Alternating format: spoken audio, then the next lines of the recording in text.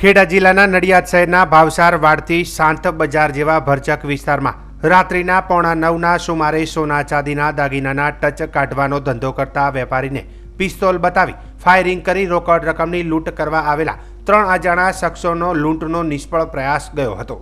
બનાવની વિગત મુજબ રાત્રિના 9:45ની આસપાસ ઉપરોક્ત વિસ્તારમાં સૂરજ ટચ નામની સોનાના દાગીનાનો ટચ કાઢવાની દુકાનથી પોતાના એક્ટિવા પર રોકડ ભરેલી થેલી લઈ પૂર્ણક નામના દુકાન માલિક પોતાના ઘર તરફ જઈ રહ્યા હતા।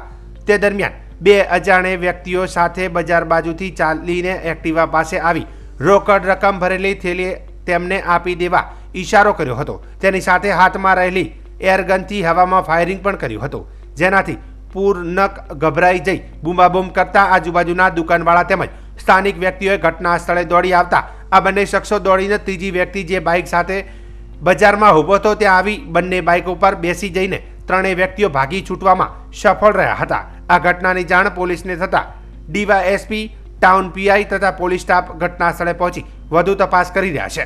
આ બનાવ ભાવસર વાડ જેવા ભરચક વિસ્તારમાં થયો છે। બોલો, તમારું નામ શું બનાવ બન્યો? મારું નામ પૂર્ણાંક સારુંગ છે। મારી ભવસારમાં દુકાન છે સુરત ટચ કરી। દુકાન બંધ કરી ઘેર જતા મારા જોડે હજી એક છોકરો હતો દુકાનનો। અમે બે ઘેર જતા હતા। આમાં જોડે દુકાનની થેલી હતી। થોડુંક આગળ દુકાનથી જતા તઈ લૂંટ કરવાની એમને કોશિશ કરી ચોરોએ।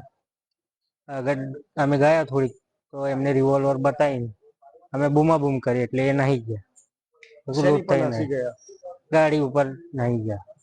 ટોટલ 3 જણા હતા। આગળ એક જણ બાઇક ઉપર ઉભો હતો અને મારી આગળ 2 જણા આવ્યા હતા।